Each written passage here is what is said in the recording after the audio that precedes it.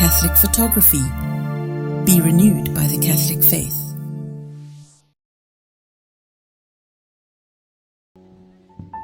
Je crois en l'Esprit Saint.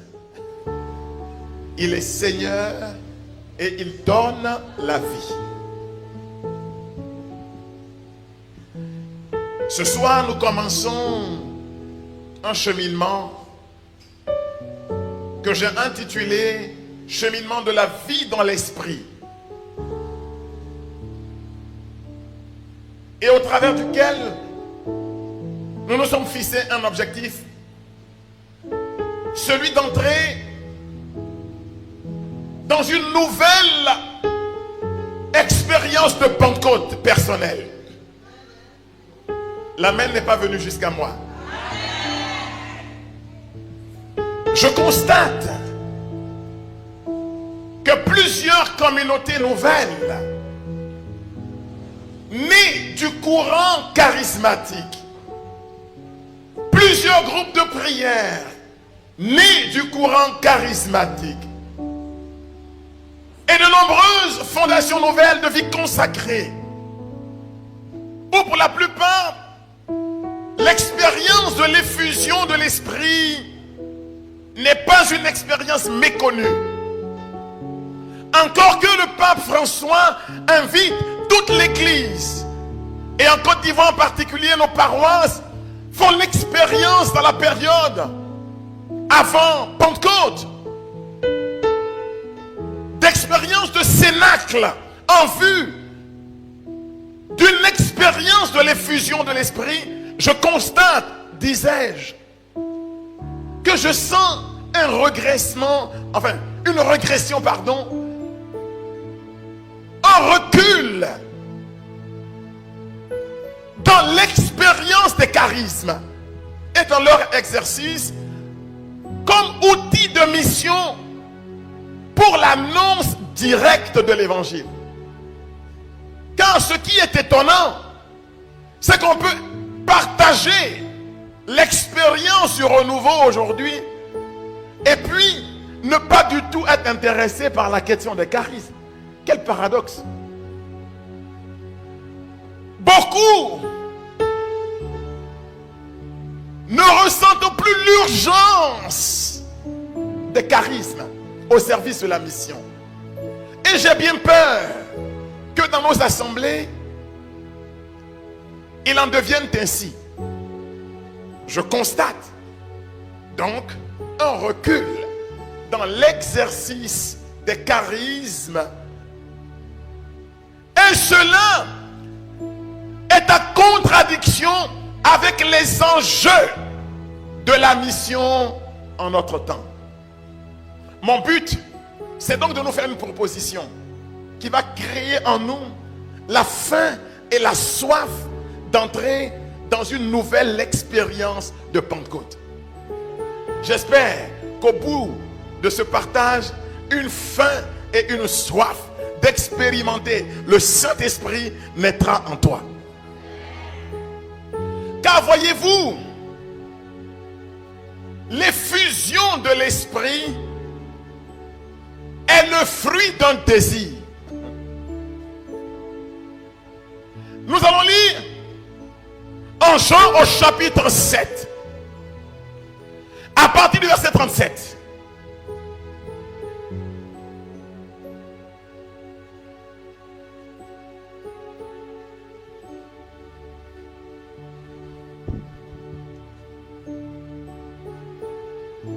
Nous sommes à la fête des tentes. Et Jésus s'adresse à la foule rassemblée à l'occasion de cet événement. Et que dit Jésus? Le dernier jour, le grand jour de la fête, Jésus, se tenant debout, s'écria. Est-ce qu'on peut arrêter le ventilateur? Il me gêne beaucoup. C'est vrai que j'ai de l'air frais, mais ça me gêne.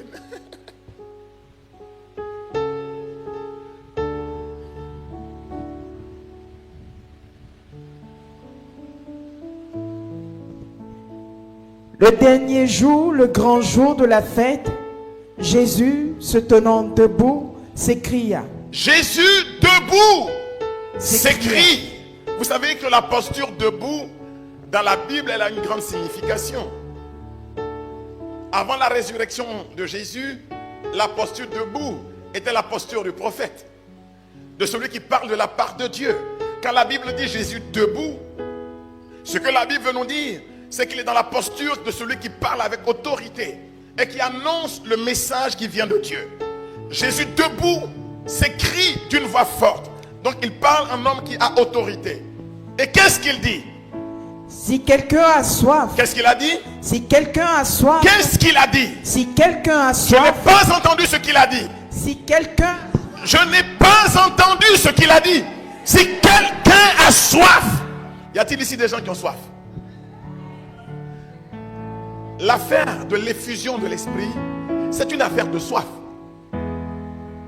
C'est une affaire de désir. Quand je dis j'ai soif de quelque chose, ça veut dire que je désire cette chose avec un grand désir. Le Saint-Esprit ne se répand pas dans la vie des aventuriers qui ne savent pas trop ce qu'ils veulent. Non. Le Saint-Esprit n'est pas communiqué à qui ne sait pas ce qu'il veut. Oh, oui, c'est oui et non, c'est à peu près bon, pas tout à fait. Non, il ne vient pas. Le Saint-Esprit, il est droit comme une aiguille. Il n'est pas un esprit d'hésitation. Paul dit, nous n'avons pas reçu un esprit de peur, un esprit de timidité. Mais ce que nous avons reçu, c'est un esprit de force. L'amen n'est pas venu jusqu'à moi. Qu'est-ce qu'il a dit à la fête des tentes quand il s'est mis debout devant l'assemblée, quand il dominait sur l'assemblée? Sa parole était incisive, elle était tranchante, elle était sans appel. Il dit, si quelqu'un a soif. Non, non, non, le Saint-Esprit ne vient pas et il ne viendra pas tant qu'il ne trouvera pas chez toi la soif.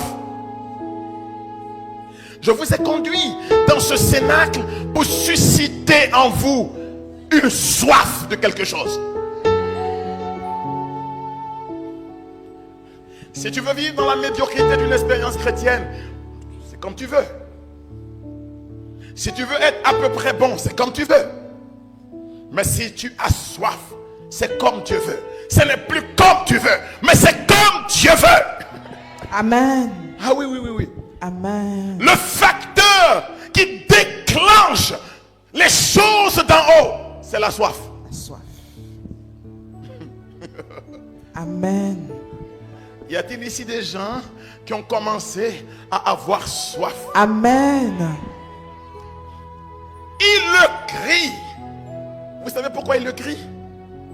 Parce que ce n'est pas discutable, ce n'est pas négociable. Il n'y a pas une autre alternative. Si tu veux t'établir dans la puissance, il n'y a qu'un chemin. Est-ce que tu as soif? Amen. Beaucoup ont commencé dans l'esprit et ils finissent dans une forme de tiédeur. Vous savez ce qui a disparu? C'est la soif. Alors que chaque jour qui passe, je me meurs de soif. As-tu soif? Qu'est-ce qu'il a crié? Si quelqu'un a soif, Qu'il vienne à moi. qu'il vienne. Amen. Qu'il vienne. S'il a soif, qu'il vienne. Parce que lui, Jésus, il est disponible pour qui a soif. Il est le bienvenu s'il a soif. Écoutez, et de quoi seront-ils désaltérés ceux qui ont soif? De quoi seront-ils désaltérés ceux qui ont soif? Écoutez la suite du texte. Oh my God. Si quelqu'un a soif, Si qu'il vienne. quelqu'un a soif, Qu'il vienne. qu'il vienne Seigneur, à me moi. voici. Je cours et je viens. Me voici, Seigneur. J'ai soif. Le psalmiste dit, mon âme a soif du Dieu vivant. Amen. Comme la biche qui soupire après l'eau vive. Mon âme soupire auprès de Dieu. Amen. Si vous voulez que le feu tombe sur la communauté, préparez des hommes et des femmes qui ont soif. Si vous voulez que le feu tombe sur l'église, préparez des communautés qui ont faim et qui ont soif. Amen. Ça ne dépend que de ça. Oh, ça ne dépend pas de vos quêtes et de vos cotisations. On s'en fout. Pour faire venir le feu, ce n'est pas la pièce d'échange, ce n'est pas la monnaie d'échange. Ici, une seule monnaie, la faim et la soif. Y a-t-il des gens qui ont soif? Est-ce qu'ils ont soif? Amen.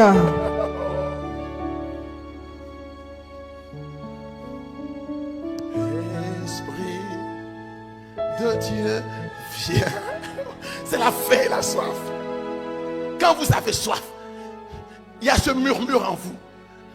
Je voulais aller me reposer un peu avant cet après-midi, mais je suis couché. J'entends au fond de moi, Esprit de Dieu, viens.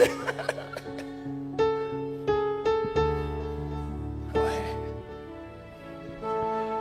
Debout, il est. Il ne le dit pas assis. Vous savez, Jésus a donné des catéchèses assis. Il a dit à Pierre et à l'autre barque amarrée, avance, car la foule m'écrase. Et sur l'eau, Jésus s'est assis dans la barque de Pierre et il a commencé à parler aux foules. Il y a des enseignements que l'on fait assis. Mais quand il s'agit de cet enseignement-là, Jésus ne peut pas s'asseoir, il est debout. Il est debout. Car ce message lui tient à cœur. Quand vous êtes dans la posture debout, vous voulez qu'on vous voie de loin. Vous voulez qu'on vous entende de loin. Église de ce millénaire, église du millénaire à venir, entends ma voix. Quelqu'un me suit? Amen. Si quelqu'un a soif, Qu'il vienne à moi. qu'il vienne. Qu'il vienne. Tout à l'heure, vous savez, nous devons arriver à des expériences où le maître est debout. Et vous verrez, quand ils s'avanceront, ils tomberont tous seuls devant l'autel. Parce qu'ils seront dans l'état qu'on appelle, que Marthe Robin appelle, l'état d'ivresse. Oui. Marthe Robin parle d'un état en Dieu qu'elle appelle l'ivresse. Si elle a pu supporter 50 ans, une hostie comme nourriture par jour, 50 ans, une hostie comme nourriture par jour, elle n'était plus normale. Elle était dans un état qu'on appelle l'ivresse. Je vous souhaite l'état d'ivresse en Dieu. Amen. Qui n'est pas une folie, mais qui est une expérience dans la force de la grâce. Amen. Vous êtes porté par la grâce. Amen. Quelqu'un me suit? Amen. Jésus debout s'écrie d'une voix forte, si quelqu'un a soif, qu'il vienne. Et qu'est-ce qu'il dit? Et qu'ils boivent. Qu'il boive. Car Celui qui croit en moi, il est évident que quand on a soif, il nous faut boire. Mais boire quoi? Être abreuvé de quoi? Qu'est-ce qu'il dit? celui qui croit en moi, Celui qui croit en moi. des fleuves d'eau vive. Qu'est-ce qu'il a dit? Des fleuves d'eau vive. Qu'est-ce qu'il a dit? Des fleuves d'eau vive. Jésus ne parle pas d'une expérience faible et sans force. Il ne parle pas d'un petit ruisseau, d'une petite rivière. Mais il parle de fleuves qui quittent le lit. Vous allez devenir surnaturel. Amen. Des fleuves d'eau vive. Des fleuves d'eau vive. Couleront de son Des sein. fleuves d'eau vive. Couleront de son sein. Des fleuves d'eau vive doivent couler maintenant sur la communauté. Des Amen. fleuves doivent couler dans l'église. Amen. Des fleuves doivent couler dans le désert Amen. de ce monde. Des fleuves d'eau vive couleront de son sein. Tu sais ce qui va venir de toi? Ce n'est pas un petit ruisseau sans force. Toi, tu engendreras des fleuves. Ce qui jaillira de toi porte un nom. Fleuve d'eau vive. Amen. Qu'est-ce qu'il a dit? Fleuve d'eau vive. Qu'est-ce qu'il a dit? Fleuve d'eau vive. La question de la soif. J'ai donc constaté que dans l'église et surtout dans nos communautés, l'administratif, le train-train quotidien, comme dit Jésus, les soucis de ce monde ont bouffé la soif qui était en nous. Hey! Qu'elle revienne la soif de ton âme. Et Dieu répondra par le feu qui vient d'en haut. Amen. Car son nom, c'est le Dieu qui répond par le feu. Amen. Ah oui. C'est comme s'il y avait plusieurs Jésus dans l'arène. Non. Le Jésus auquel nous croyons, il a dit: je suis venu pour allumer un feu sur la terre. Est-ce que vous êtes sur la terre? Tapez les pieds. Vous êtes sur la terre? Oh, il y a un feu qui vient pour vous. C'est ce qu'il a dit. C'est ce qu'il a dit. Amen. Un feu sur la terre. Il n'a pas dit un feu dans les airs. Ici, on marche avec le feu. La vie dans l'esprit, c'est marcher avec ce feu-là. Fire. Non, non, non, non. Secouez-vous, mes frères. Secouez-vous, mes soeurs. Secouez-vous. Il y a quelque chose qui ne va pas. Nos assemblées sont devenues sans force, sans grâce, sans vie, sans puissance. Non, je refuse. Je refuse. Les miracles sont racontés comme des fables qu'on écrit dans des livres. Alors que les miracles, on ne peut plus les écrire. Car si l'on devait mettre par écrit tout ce que Jésus a fait, on dit toutes les bibliothèques de la terre ne suffiraient pas.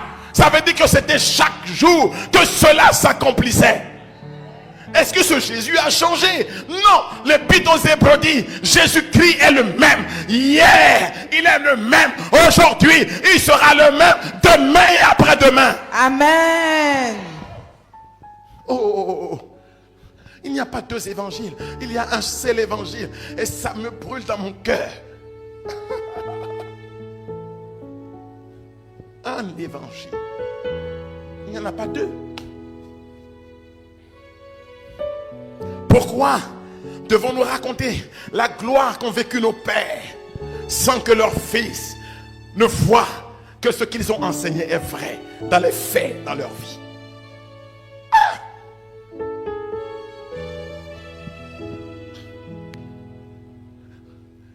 Esprit de Dieu, viens. Esprit de Dieu, viens. Est-ce que vous avez faim et soif? Est-ce que vous avez faim et soif? Le but de ce séminaire, c'est de vous connecter à ce désir de le recevoir. Le Dieu de la foi chrétienne est Père, Fils et Esprit. Pour décrire son mystère, les théologiens ont inventé le concept de la Trinité. Parce qu'ils comprennent bien que le Père ce n'est pas le Fils, que le Fils ce n'est pas l'Esprit, que l'Esprit ce n'est pas le Père, mais que tous trois forment une seule personne. Un seul Dieu et trine. Le Père c'est le Père. Il s'est révélé dans l'économie du salut comme étant le Créateur. Le Père c'est qui? C'est le Créateur. Mais il ne crée pas sans son logos, sans la parole qui sort de sa bouche. Mais le Créateur c'est le Père. Et quand il se met à créer, l'Esprit au commencement plane et rend possible l'œuvre du Père. Mais le Créateur, c'est le Père. Le Père est le révélateur du Fils. Et le Fils va être le révélateur du Père. Car nul ne connaît le Fils si ce n'est le Père. Et nul ne connaît le Père si ce n'est le Fils. Et celui à qui le Fils veut bien le révéler. Quand les temps furent accomplis, Galates 4, le verset 4, Dieu nous envoie son Verbe, son propre Fils, né de la femme, sujet de la loi, afin de nous libérer du pouvoir de la loi. Ce Fils est le Verbe qui était au commencement auprès du Père et qui est venu dans la chair. Il est né de la femme et il a planté sa demeure au milieu de nous. Ce Fils, c'est le Sauveur. C'est lui qui a donné sa vie pour nous. Celui qui est mort pour toi, ce n'est pas le Père. Celui qui est mort pour toi, ce n'est pas l'Esprit. Celui qui est mort pour toi, c'est le Fils, né du Père avant tous les siècles. Pour toi et pour ton salut, il est descendu du ciel et il a pris corps dans le sein de la Vierge Marie. Le Sauveur, c'est qui? C'est le Fils. Celui qui est à la croix, c'est qui? C'est le Fils. Celui qui a donné son corps et son sang pour toi, c'est le Fils. Celui qui nous a montré, nous a donné la preuve que Dieu nous aime, c'est le Fils. En Romains le chapitre 5, le verset 8, Paul dit: en ceci nous connaissons l'amour. Le Christ est mort pour nous alors que nous étions encore pécheurs. Il n'y avait pas de garantie que tu croirais en lui. Mais lui, avant le temps, avant ta décision, a dévancé le temps. Il a dit: peu importe, j'investis en lui. Si c'est une perte, c'est une perte. Mais je l'aime et je ne peux pas ne pas investir ma vie. Il s'est donné en caution et en garantie pour ton salut. Il y a ici des banquiers qui savent que pour débaucher un prêt, parfois, il faut une hypothèque. Et si vous n'avez pas pu rembourser le prêt, vous perdez l'hypothèque. Jésus a dit: je suis l'hypothèque. Amen. Alors Pierre a dit: attention, ce ne fut pas par l'or et l'argent que vous avez été rachetés de l'inutile manière héritée de vos pères, mais ce fut par le sacrifice précieux de Jésus. Et il a donné son sang pour toi. Or la Bible dit que l'âme de la chair est dans le sang. Donc il a donné toute sa vie. Pas seulement une chose qui serait son sang, mais toute sa vie pour toi. Qui est le Fils? C'est le Sauveur. Mais le Fils ne te sauve pas sans le Père. Car te sauvant, il accomplit la volonté du Père. Et il ne peut te sauver sans l'appui et le soutien de l'Esprit.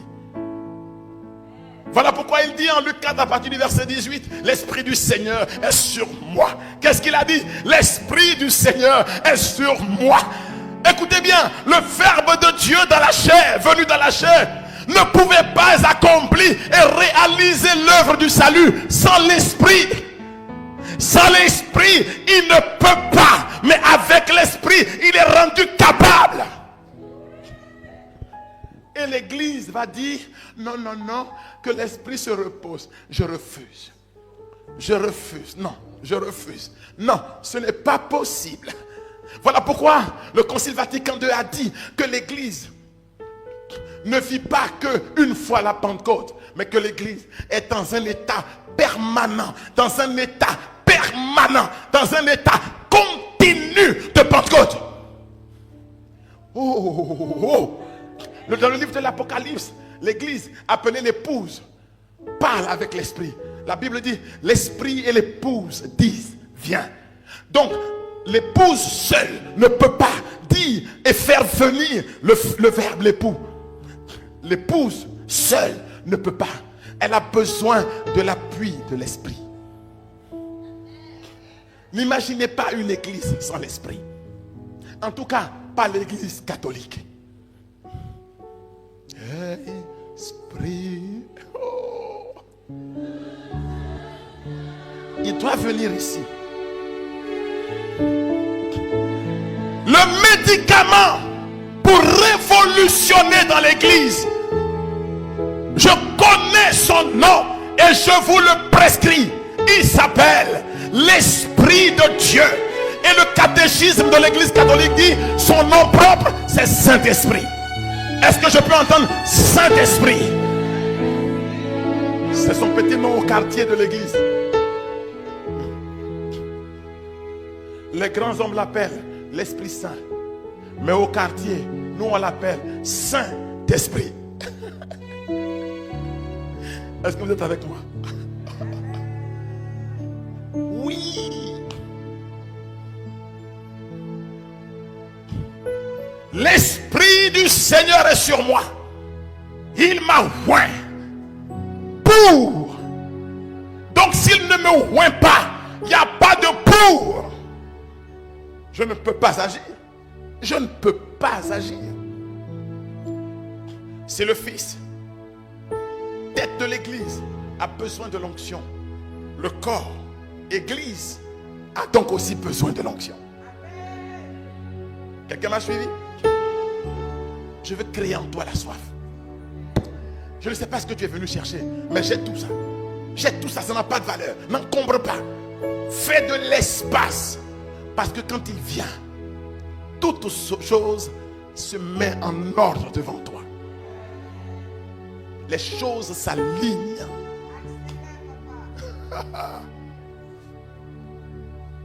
Tu n'as pas de boulot. Laisse ta faire de boulot. Esprit. S'il vient, les boulots te submergeront. T'as pas d'enfant? Laisse les prières bricoler là. Esprit de... Quelqu'un m'a suivi? Quelqu'un m'a suivi? Le Père, le Créateur, il ne crée pas sans son Verbe, son Fils. Et sans l'Esprit, la main de Dieu. Le Fils est le Sauveur. Il ne sauve pas sans le Père. Il ne sauve pas sans l'Esprit. Et le Saint-Esprit, qui est-il? C'est le sanctificateur. C'est l'âme vivante de l'Église. Mais il ne sanctifie pas sans le Père, car sanctifiant, il accomplit la pensée du Père pour que nous puissions restaurer, pour que soit restaurée en nous l'image du Père. Car la première mission de l'Esprit, qu'est-ce que c'est? C'est de nous rappeler que nous avons un Père et que nous portons dans notre corps les gènes de notre Père. Quand je dis que quelqu'un est mon Père, ça veut dire que dans mon corps coule le sang de celui-là, que je porte ces gènes. Ma mère est très importante, mais la différenciation sexuée est conférée par le Père. Je suis un homme par mon Père, je suis une femme par mon Père, selon le chromosome X ou Y qu'il me donne. Ah oui, oui, oui. Excusez ma déformation. C'est la science. Galilée a dit, et pourtant, elle tourne. Je ne suis pas femme par ma mère. Je ne suis pas homme par ma mère. Je suis femme par mon père. Et je suis homme par mon père. Selon qu'il investit son chromosome X ou alors qu'il investit son chromosome Y. Dans tous les cas, j'ai donc la certitude que coulent dans mes veines les gènes de mon père. Quelqu'un m'a suivi?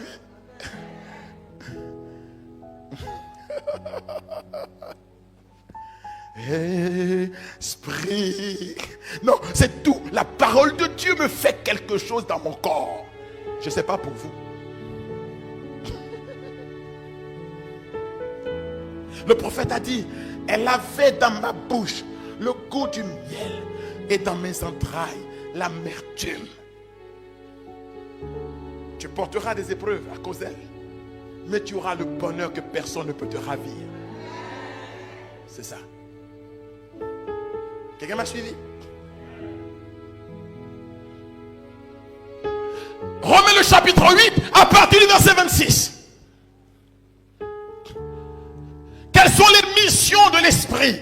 Nous allons étudier pendant ce séminaire un certain nombre de textes bibliques tirés des épîtres de Paul, notamment l'épître aux Romains, l'épître aux Galates et les 3 chapitres de l'épître aux Corinthiens, c'est-à-dire 12, 13 et 14, et je vais y adjoindre le chapitre 2.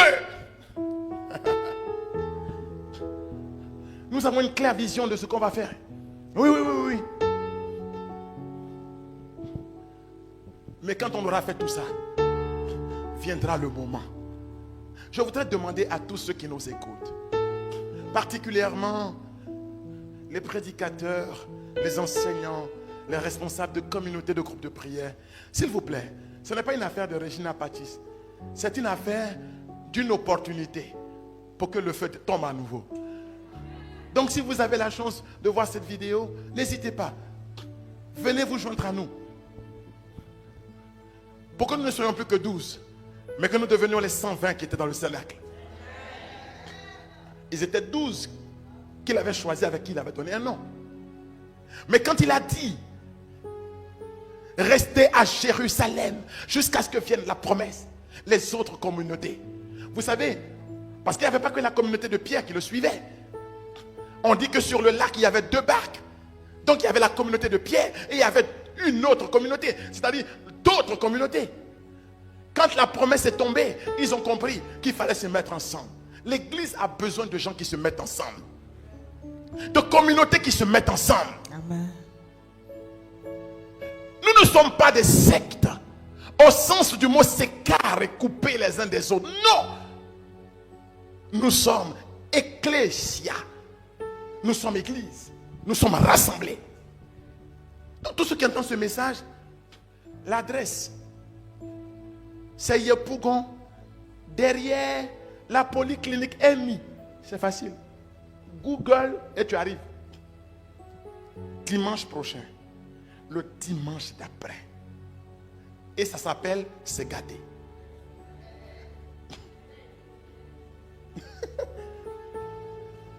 Que Dieu nous envoie le feu. Amen. Que le feu descende à nouveau. Esprit.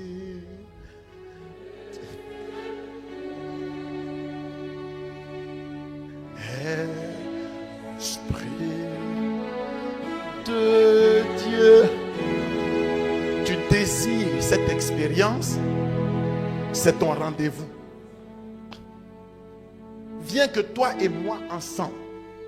Car la Bible dit, et c'est Jésus qui parle, si 2 d'entre vous se mettent d'accord.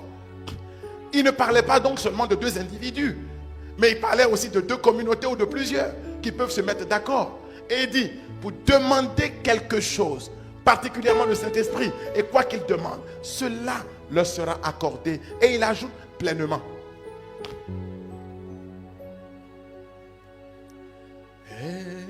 Esprit de Dieu. Mais est-ce que vous sentez sa présence même? Mais il est tellement là.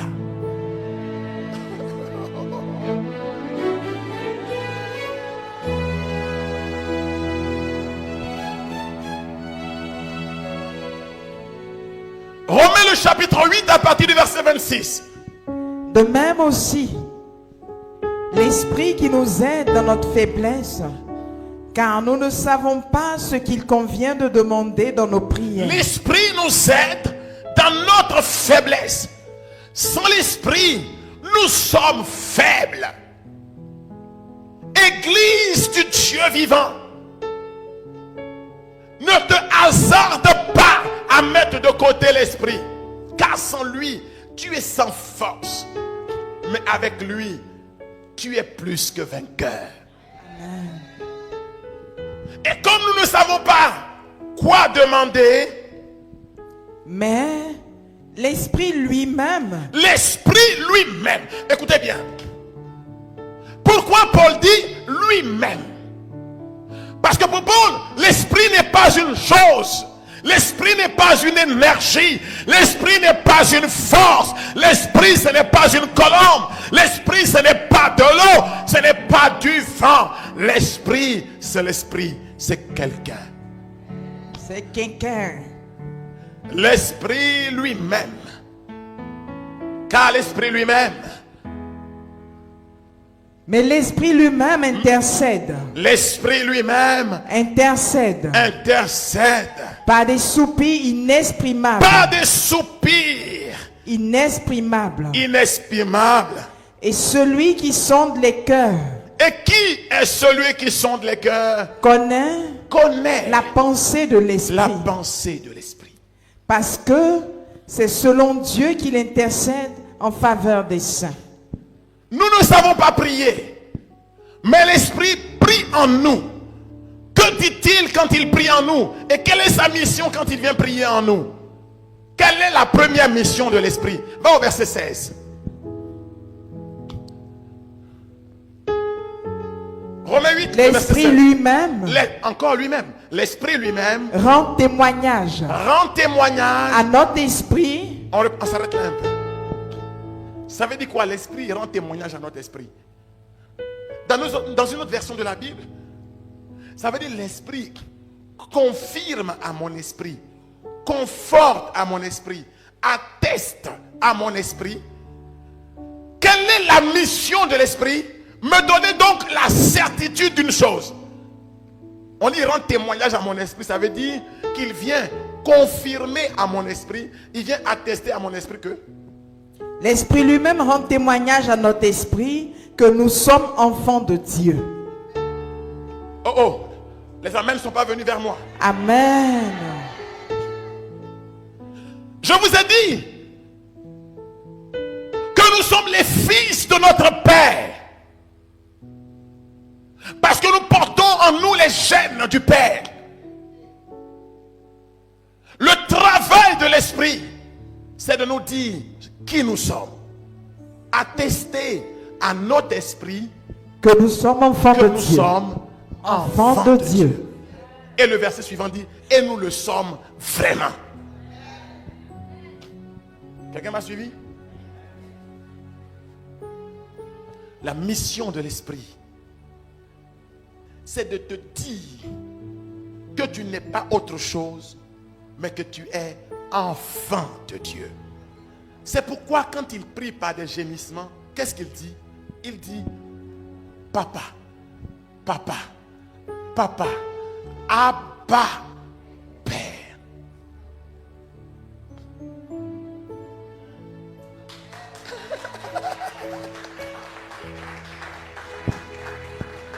Quelqu'un m'a suivi?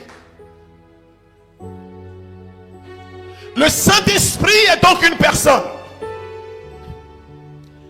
Et Jésus dit, il est avantageux pour vous que je m'en aille, car si je ne m'en vais pas, il ne viendra pas. Il vient donc pour attester à notre esprit que nous sommes Enfants de de Dieu. Le Fils révèle le Père. L'Esprit révèle le Fils. Et le révélant, le Fils nous fait connaître l'Esprit. Il est préférable que je m'en aille. Quand il viendra, il prendra de ce qui est à moi pour vous le faire connaître. C'est bon? Mais comme lui-même est à moi, vous le connaîtrez alors.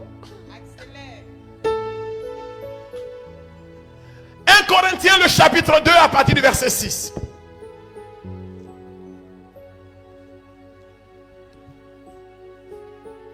J'espère que j'ai cité le bon verset. Comme on vieillit un peu. Cependant, c'est une sagesse que nous prêchons parmi les parfaits. Nous prêchons une sagesse. Parmi les parfaits. Sagesse qui n'est pas de ce siècle, ni des chefs de ce siècle, qui vont être réduits à l'impuissance. Nous prêchons la sagesse de Dieu, mystérieuse et cachée, que Dieu, avant les siècles, avait prédestinée pour notre gloire. Sagesse qu'aucun des chefs de ce siècle n'a connue. Car s'il avait connu, il n'aurait pas crucifié le Seigneur de gloire. Mais, comme il est écrit, Ce sont des choses que l'œil n'a point vues, que l'oreille n'a point entendues, et qui ne sont point montées au cœur de l'homme. Verset 11. Qui donc? La sagesse dont parle Paul, c'est quoi? Il dit, qui donc Parmi les hommes connaît les choses de l'homme, connaît ce qui est en l'homme, les choses de l'homme? si ce n'est l'esprit de l'homme? Est-ce que vous avez compris ce verset? Pendant que vous me regardez, je ne sais pas ce que vous pensez de ce que je dis, mais vous savez ce que vous pensez de ce que j'ai dit. Donc qui connaît ce qui est en l'homme? C'est l'esprit qui est en l'homme lui-même. C'est vous-même qui pouvez dire ce que vous pensez. Paul dit de la même façon, si ce n'est l'esprit de l'homme qui est en lui, de même, personne ne connaît les choses de Dieu. Qui connaît ce qui est en Dieu? Qui connaît les choses de Dieu? L'Église est le révélateur des choses de Dieu. L'Église est l'enseignant des mystères du royaume. L'Église est la dépositrice, si je puis m'exprimer ainsi, de ce qu'on appelle le depositum fidei. Donc, du dépôt de la foi. C'est l'Église qui peut donner lumière, expliciter les choses de la foi. D'ailleurs, Paul dit à Timothée que l'Église est colonne et support de la vérité. 1 Timothée 3, le verset 15. Donc, comment l'Église peut-elle connaître les choses qui sont de Dieu? Puisque, qui connaît les choses de Dieu? Si ce n'est l'esprit de Dieu. Si ce n'est l'esprit de Dieu, est-ce que quelqu'un peut enseigner dans la chair ce qui concerne les choses de Dieu sans celui qui connaît les choses de Dieu? Je n'ai pas entendu ton amen. Amen. Est-ce qu'on peut parler de Dieu sans l'esprit? Nada. Dites-moi. Oh, l'Église a pour vocation de prêter sa voix pour que Dieu soit entendu à nouveau. Qui connaît les choses de Dieu? Si ce n'est l'esprit de Dieu. Si ce n'est l'esprit de Dieu. Permettez-moi de venir ici. Permettez-moi de sautiller pour la suite. Si ce n'est l'esprit de Dieu. Nous, vous et moi. Dis moi. Dis nous. Nous n'avons pas reçu l'esprit du monde. Mais l'esprit vient de Dieu. Oh yes. Alléluia. Vous voyez pourquoi tu ne peux pas être normal?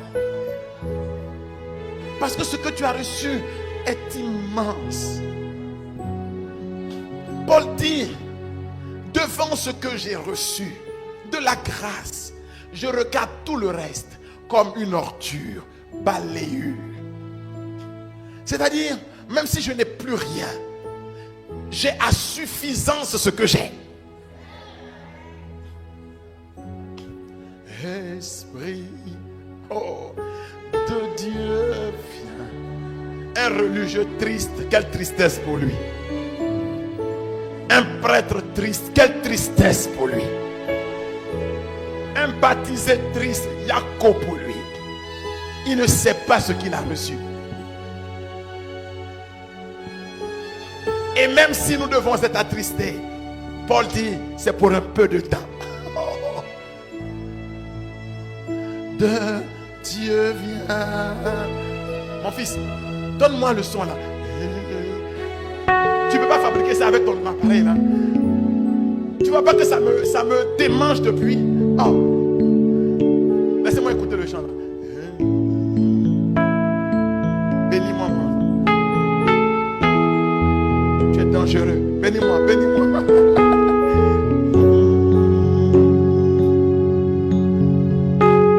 C'est comme le murmure des grandes eaux. Vous ne sentez pas ça? Que tous ceux qui écoutent cet enseignement soient impactés là où ils sont. Que les grandes eaux se déversent dans leur vie. Que toutes les terres arides de leur vie commencent à refleurir. Que des étangs et des oasis se lèvent dans leur vie, se créent dans leur vie.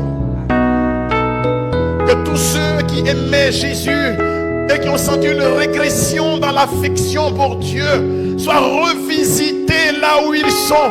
Que la flamme s'allume à nouveau, que les choses reprennent vie dans leur vie. De Dieu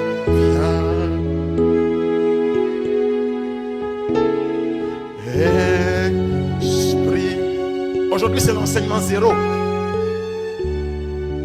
Cet enseignement ne visait qu'un objectif: susciter en vous la soif. J'ai beaucoup de choses à vous dire, mais ce soir j'ai voulu que nous soyons paramétrés sur le même réseau. Oh,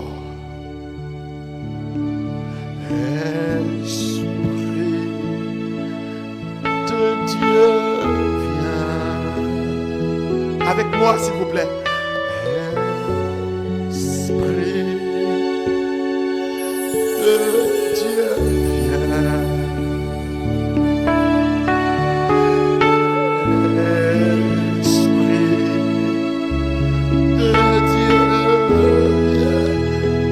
Les yeux, chante ça, il va venir. Esprit de Dieu, viens.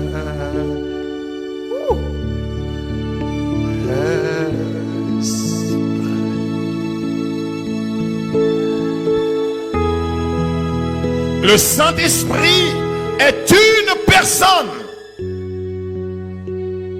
Troisième personne dans la Trinité sainte.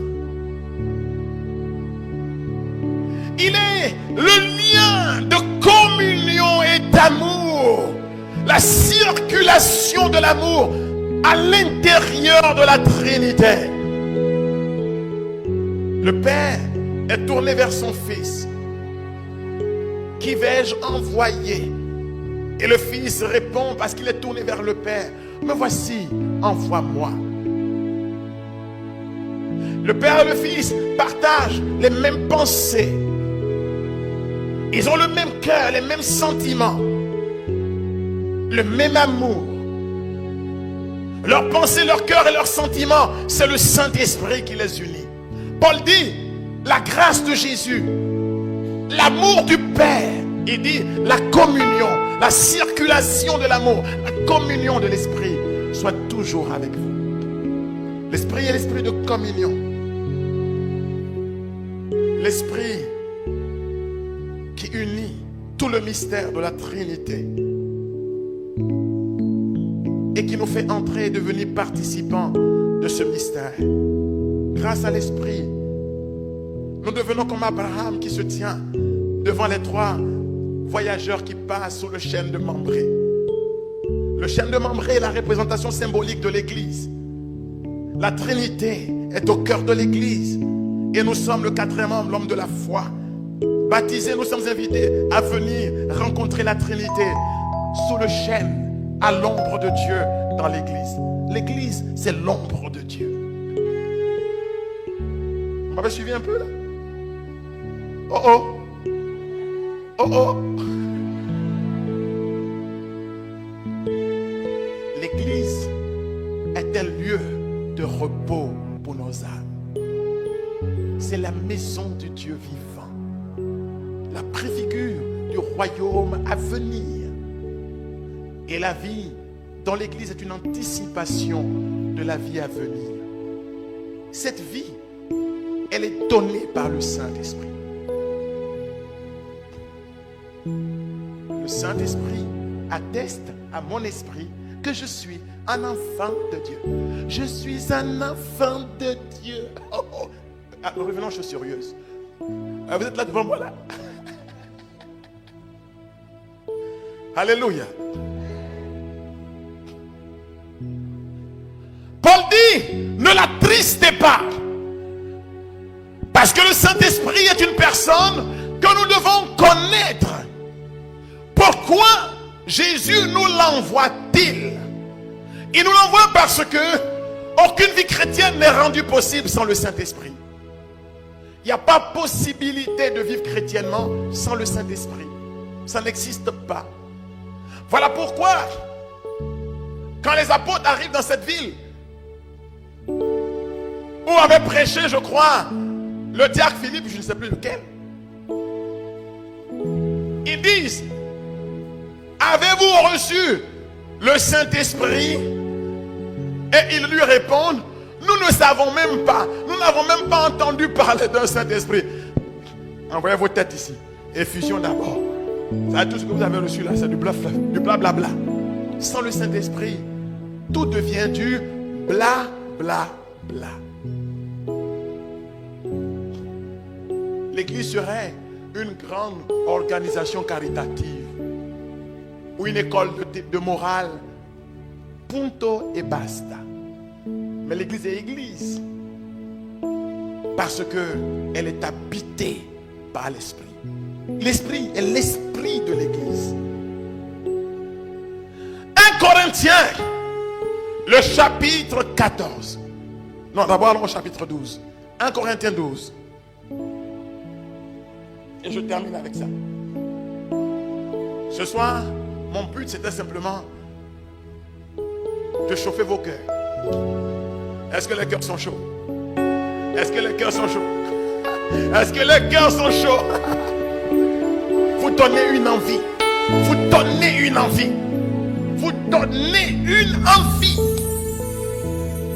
Suscitez en vous une envie. L'envie du Saint-Esprit. Le royaume des cieux n'est pas une affaire de nourriture et de boisson, mais c'est une affaire de vie dans l'esprit. Quelqu'un m'a suivi?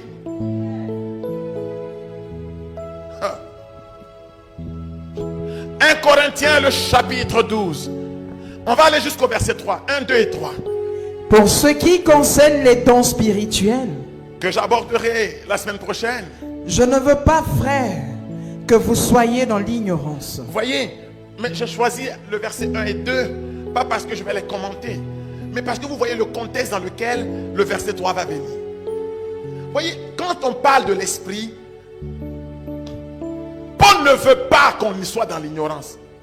Mais pour toutes les questions, Paul n'a jamais voulu qu'on soit dans l'ignorance. Puisque pour Paul, la connaissance produit la vie. Vous le savez. Mais Paul dit, quand tu ne sais rien, ça, tu dois le savoir. Sinon, tu n'as pas encore commencé une vie chrétienne. Il dit au sujet des dons de l'esprit, frère, je ne veux pas que vous soyez dans l'ignorance. Je refuse cela. Continue. Vous savez que lorsque vous étiez païens, Voyez, vous- sans l'esprit, Paul dit, esprit, je ne veux pas que vous soyez dans l'ignorance. Et puis tout de suite, il parle de quoi? Un état de païen. C'est-à-dire que sans l'esprit, il n'y a pas de lien avec son Père. Déjà sans l'esprit, on est coupé de Dieu. On est coupé de la source. Quel que soit ce que vous êtes, grand comme un fleuve, si vous êtes déconnecté de votre source, vous allez maigrir et disparaître. Beaucoup de chrétiens ont commencé dans l'esprit. Mais dès lors qu'ils se sont coupés de la source qui les innerve, leur vie chrétienne a commencé à tomber. Et au lieu de se repentir pour chercher la grâce, ils vont vous dire, j'étais ancien enfant de guerre. Regardez-moi ça. Est-ce que la vie chrétienne c'est enfant de cœur? Non, quand j'étais catholique. Regardez-moi ça. Mais regardez-moi des voyous pareils. Non, quand j'étais chrétien. Mais tu n'avais pas de connexion. Si tu as perdu ta connexion, tu n'es rien. Donc tu vas conjuguer qu'au passé. Quand j'étais. On va rebrancher tout ce qui a été débranché. Quand vous êtes dans une vraie connexion avec le Saint-Esprit, c'est-à-dire que vos yeux s'ouvrent pour voir l'aujourd'hui et demain. Parce que Dieu n'a pas encore fini. Ne parlez pas de Dieu comme si Dieu avait fini. Non, c'était à l'époque de Saint François que Dieu faisait ça. Non, c'était au temps passé. Mais entre la venue de Jésus et Saint François, vous savez combien d'années sont passées? 1200 ans. Donc Saint François pouvait dire, non, ça c'est les choses au temps de Saint Bernard de Clairvaux, 300 ans avant. Saint Bernard de Clairvaux pouvait dire, non, vous savez, ça c'est les choses au temps de Saint Benoît. On était en 400 ans après Jésus.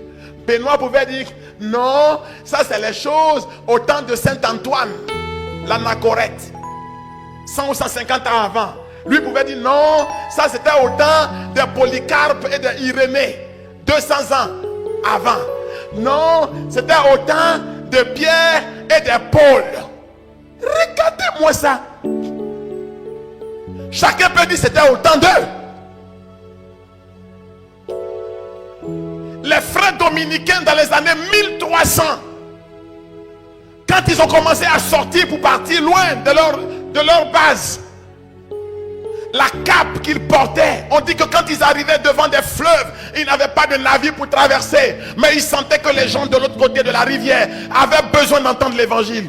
Ils regardaient au ciel, ils enlevaient la cape, ils la mettaient sur le fleuve, ils montaient dessus et ils traversaient avec. Au temps d'eux, c'est ton temps, c'est maintenant que ça doit se passer. Et on a fait, c'est-à-dire, nous-mêmes on a eu peur de Dieu au point de dire à Dieu de ne plus nous utiliser. Oui. Et quand nous racontons ce que Dieu fait, c'est comme si on voulait faire de la publicité. Mais il n'a encore rien fait. Vous ferez ce que j'ai fait. Vous ferez ce que j'ai fait. Et vous en ferez de plus grand encore. C'est lui qui l'a dit, non? C'est lui qui l'a dit. On ne nous a pas demandé de faire de la publicité, mais on dit de laisser Dieu agir. Saint Jean Climac dit, laissez Dieu être Dieu en vous. On me racontait dernièrement, je n'ai pas suivi les faits, mais il paraît que c'est un article qui est sorti, qui racontait que dans l'un des voyages du souverain pontife dans les pays arabes, là, on avait amené un enfant souffrant, je ne sais pas, de leucémie ou je ne sais pas quoi, du cancer du sang là. Et puis que le pape s'est arrêté pour toucher l'enfant. Et puis, l'enfant comment? Bon, leucémie là, ça guérit de quoi? Vous avez, docteur Anouma, viens leur dire dans le micro qu'on ne peut pas guérir ça. Bah non, parce qu'on pense que Raoul est bête. Viens, docteur Anouma, viens me sauver. Elle est docteur Anouma. Voilà, médecin de son état et et qui a fait spécialité. Docteur, tu as étudié quel papier là, c'est beaucoup dans ta tête. Il y a un médicament de leucémie. Non, on ne guérit pas, c'est un cancer. Bon, c'est un cancer qu'on ne guérit pas. Maintenant, quelqu'un qui a touché son camarade et puis guérit, ça c'est quoi ça? Oh mon Jésus, oh mon Jésus. J'ai un grand Dieu. J'ai un grand Dieu. Regardez comment le Seigneur a confondu les hommes. Une voyante, une non-voyante, née aveugle de naissance. Docteur Anouma, toi qui es docteur, est-ce que quelqu'un qui n'a pas de pupille peut voir clair? Mais dites-moi, ou bien, bon, moi je ne suis pas arrivé trop loin. J'ai fait un peu de pharmacie seulement. Mais docteur Anouma, toi tu es arrivé loin. Moi je suis allé vers l'école. Toi tu as traversé même l'école là. Faut nous dire. Quelqu'un qui n'a pas de pupille peut-il voir? On raconte, nous sommes dans les années 1950. C'est avant-hier. Mon papa Antoine était déjà né.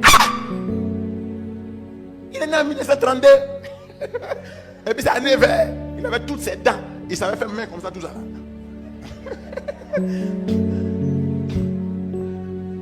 Une femme prend sa fille, 11, 12, non, un peu plus que ça même. Elle entend parler du Père Pio. Il n'est pas encore saint quoi. C'est le Père Pio. Comme on dit le Père Alfred. Comme on dit le Père Sébastien. C'est le Père Pio. C'est pas un saint quelque chose.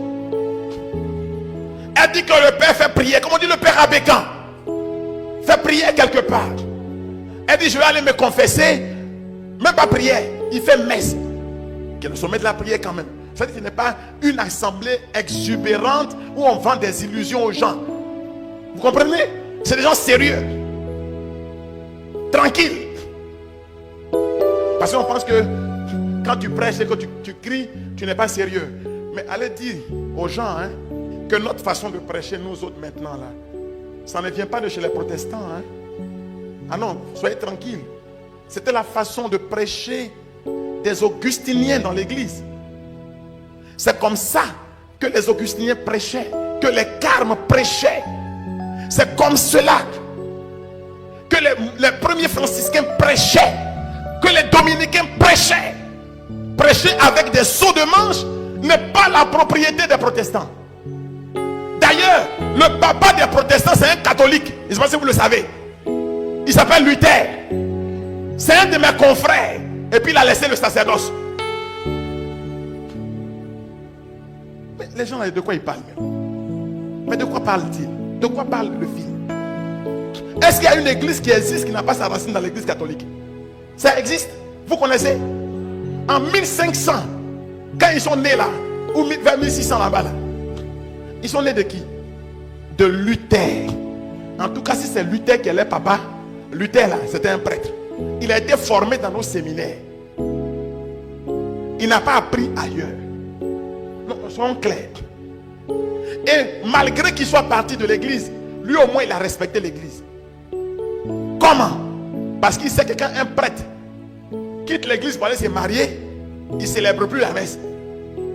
Si Luther s'était permis de célébrer la messe, aujourd'hui là, les pasteurs protestants célébreraient la messe. C'est parce qu'il a refusé de faire ça. On dit, mais pourquoi on ne fait pas comme eux? Il dit non. Moi, j'ai reçu l'enseignement des catholiques. Je sais que quand un prêtre a défroqué, il ne célèbre plus la messe. Donc, on n'a qu'à prendre la Bible là, ça suffit. On va se débrouiller avec ça. Vous avez compris? Vous les voyez sauter à gauche, sauter à droite. Ils font en direction tombée du ciel. Non, Non, Donc quand les vieux pères sont assis, ils doivent s'asseoir pour écouter conseil. Respectez les gens qui ont vécu.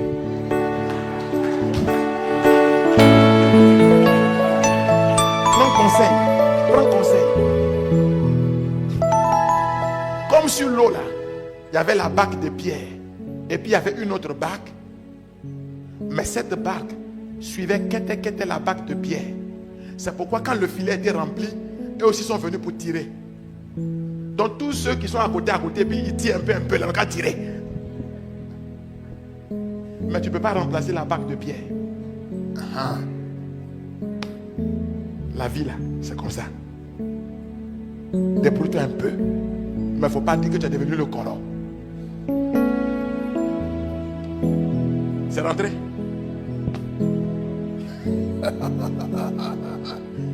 Oh my God. Oh my God, j'ai un grand Dieu. De quoi je parlais là même? Vous savez que lorsque vous étiez païen... Non, revenons. La femme prend son enfant et elle dit elle s'en va pour assister à la messe de Padre Pio. Il ne fait pas prière charismatique, tout ça là, pour nous là.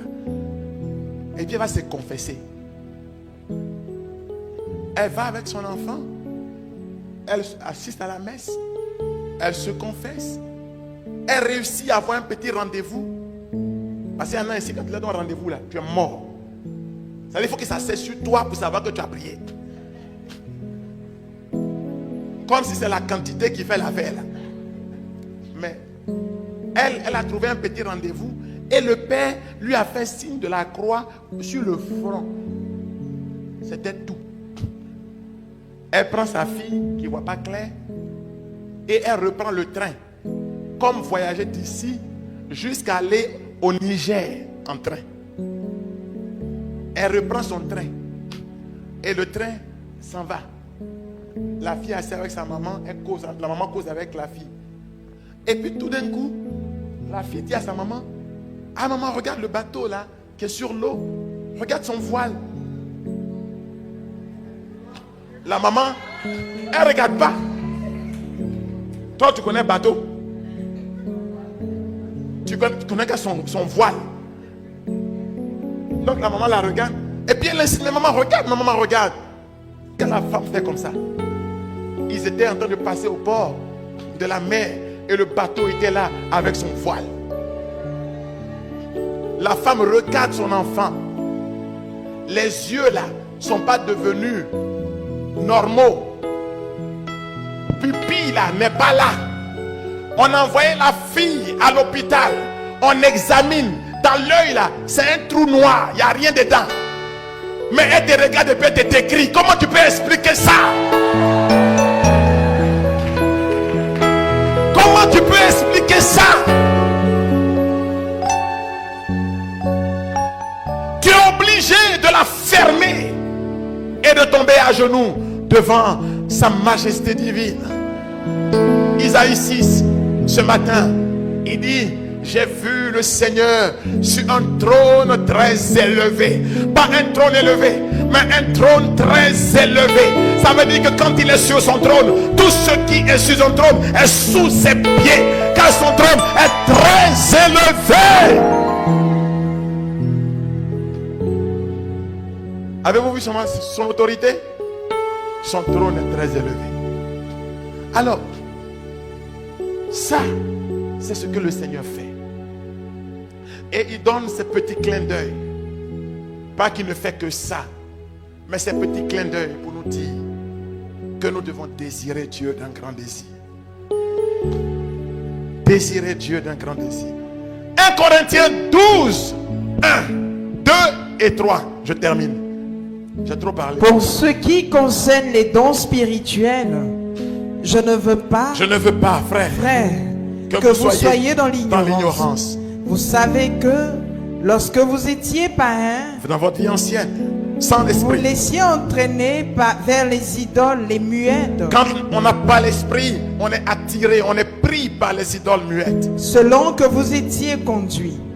C'est pourquoi je vous déclare ceci. Que personne, verset 3, personne, s'il parle par l'esprit de Dieu, par l'esprit de Dieu, ne dira Jésus est anathème. Et que personne ne peut dire Jésus est Seigneur si ce n'est par le Saint-Esprit. Est-ce qu'il y a des gens ici qui peuvent dire que Jésus est Seigneur? Est-ce qu'il y a des gens ici qui peuvent dire avec moi que Jésus est Seigneur?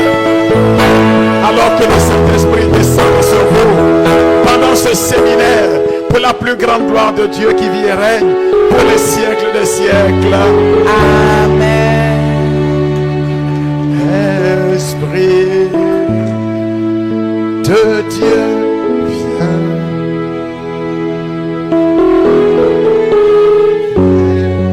Est-ce qu'on peut se lever un instant? Je sens sa présence.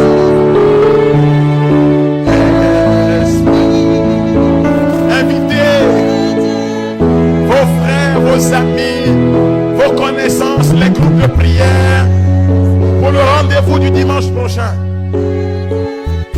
Nous voulons, vous et nous-mêmes ensemble, prier pour demander une nouvelle effusion de l'Esprit dans cette année jubilaire, année de l'espérance. Ensemble, chante avec nous. Dis, viens, viens, viens, viens, viens.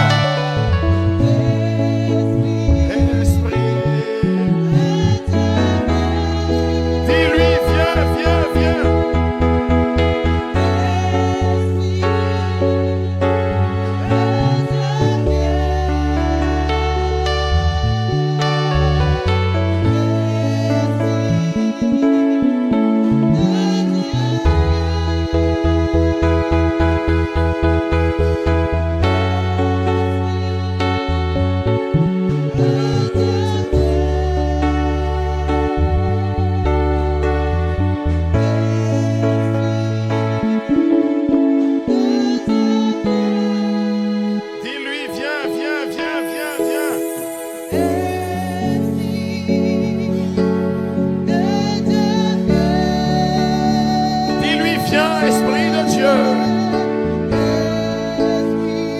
Levez les mains dans sa présence. Chante avec moi. Va venir, va venir.